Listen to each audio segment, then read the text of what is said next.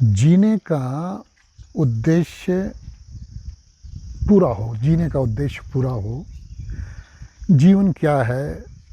जीवन को हम किस प्रकार अपना समझें कि हमारा जीवन जीवन रहा है। इसके लिए महापुरुषों ने कहा कि साधना, सेवा और संघर्ष, तीन चीज़ें हैं ये। साधना पहले नंबर पर साधना है, सेवा और संघर्ष। इन तीनों को यथार्थ रूप में स्वीकार करना होगा, अपने आप स्वीकार करना होगा। तो पहले स्थान पर है साधना। साधना का मतलब क्या है? अध्यात्म। जो ये हमारा शरीर है, 5-6 फुट का जो हम लोगों का शरीर ये है क्या? कहा जाता है कि 84 लाख योनियों के बाद हमें ये शरीर मिला है। 84 लाख, एक एक शब्द देखना महापुरुषों ने क्या कहा, 84 लाख योनि। अब इन शब्दों को समझना कि जो मनुष्य योनि है, ये अगर कोई मनुष्य अपनी अंगुल से नापे अपने शरीर को तो लगभग 84 अंगुल का होगा। अपने अंगुल से अगर नापेगा अपने शरीर को तो लगभग 84 अंगुल का होगा। अपवाद हो सकता है कि ना हो किसी का, लेकिन अधिकतर 84 अंगुल का होगा। तो हमारे महापुरुषों ने क्या कहा कि सबसे पहले क्या, 84 लख माने देखना, लख का मतलब देखना भी होता है, कि 84 अंगुल के अपने शरीर को तो देखो। इसके अंदर जो निवास कर रहा है, जिस शक्ति से हमारी आंखें देखती हैं, कान सुनते हैं और ठंड गर्मी का हमें एहसास होता है, वो शक्ति कहाँ है? वो शक्ति महापुरुषों ने कहा अंदर है। जब देहांत हो जाता है, जब शव, मुर्दा, लाश, उसको तो ठंड लगती नहीं है। उसकी आंखें होती हैं उसमें लेकिन देखती नहीं है, कान होते हैं उसमें, सुनते नहीं हैं। तो जो हमें देखने का, सुनने का या एहसास जो शक्ति कराती है, उसको जानना, उसे कहते हैं अध्यात्म। उसको जानने की जो प्रक्रिया है ना, उसको जानने की प्रक्रिया को साधना कहते हैं। उसको जानने की प्रक्रिया साधना हुई। वो साधना कैसे होती है?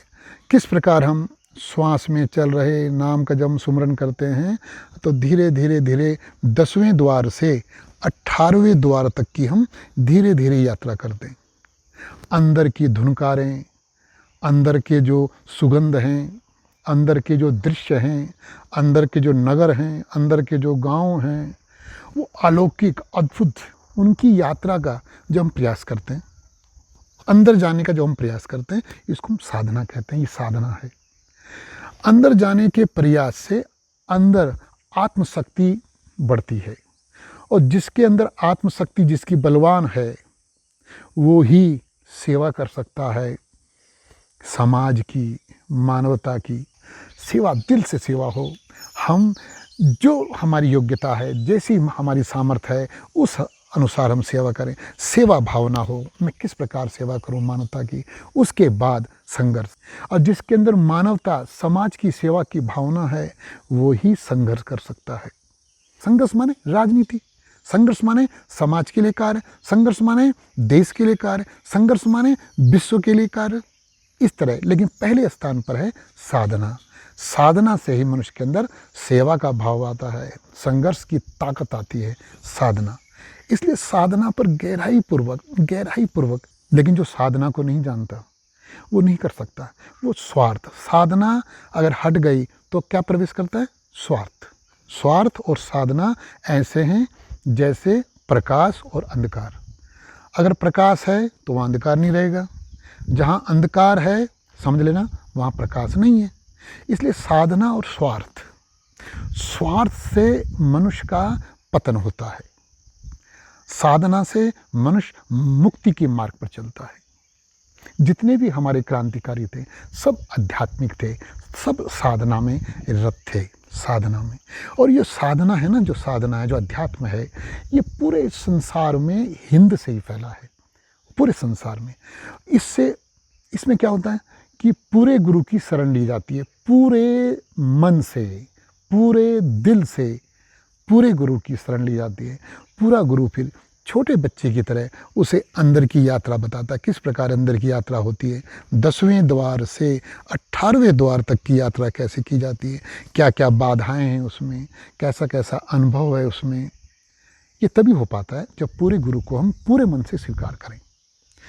गुरु के प्रति, पूरे गुरु के प्रति कह रहा हूँ मैं, पूरे गुरु के प्रति ये मन में भावना आती है, अनन्यता, उसके प्रति अनन्यता, अन्य अन्य कोई नहीं, तू।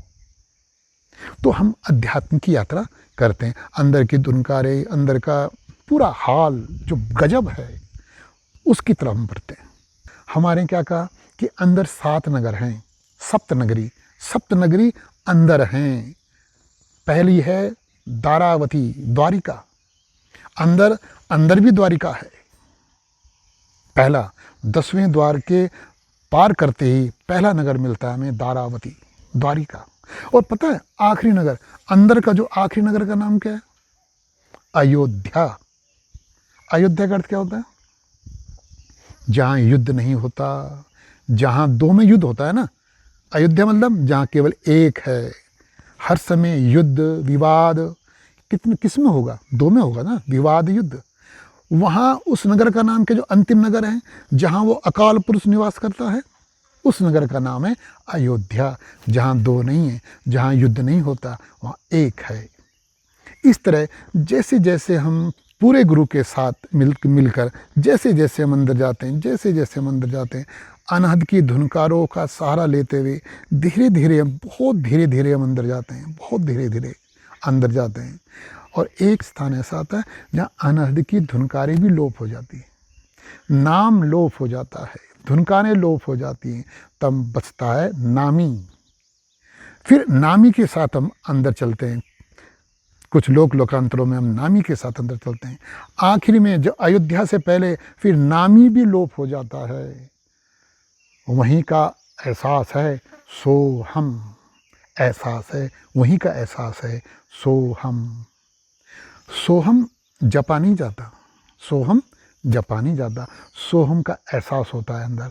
सोहम का अर्थ है जो वो मैं, जिसको मैं ढूंढ रहा था वही मैं हूँ। ये अंतम का एहसास है, मुंह से बोलने वाली बात नहीं है, ये अंतिम एहसास है। इसलिए महापुरुषों ने क्या कहा, जो महापुरुष वहाँ पहुँचे कि लाली मेरे लाल की जिद देखूं तितलाल, लाली देखन में गई और मैं भी हो गई लाल। ये अंदर का अनुभव है, धीरे धीरे अंदर का। ऐसा नहीं कि तुम साधना में लगे हो तो बस साधना में लगे हो। तुम केवल सुबह सुबह कुछ समय दे दो, सुबह सुबह कुछ समय दे दो, फिर सेवा में समय दो। साधना से ज़्यादा समय किसमें? सेवा में दो। सेवा संघर्ष का रूप ले लेगी। ये सेवा और संघर्ष ना दोनों एक सिक्के के 2 पहलू हैं। लेकिन साधना से प्रवेश हमने कहाँ करना है? सेवा में। हम सेवा करें, जितनी हमारी सामर्थ्य है, जितनी हमारी है बस की है, सेवा करें। जब गहराई में दिल से हम सेवा करते हैं, वही सेवा संघर्ष में परिवर्तित हो जाती है। लेकिन पहले साधना में पूरे गुरु का साथ लेकर साधना में उतरे, हम धीरे धीरे उतरे। जब अंत पूजा करें तो कोई जल्दबाजी नहीं, देखना आनंद आ जाएगा, जीने में आनंद आएगा। आनंद किसे कहते हैं ये तो कुछ लोगों को पता भी नहीं, आनंद किसे कहते हैं। ये थोड़ी है पीली तो आनंद हो गया, वो आनंद नहीं है, वो कलेश है। ठीक है, जय हिंद।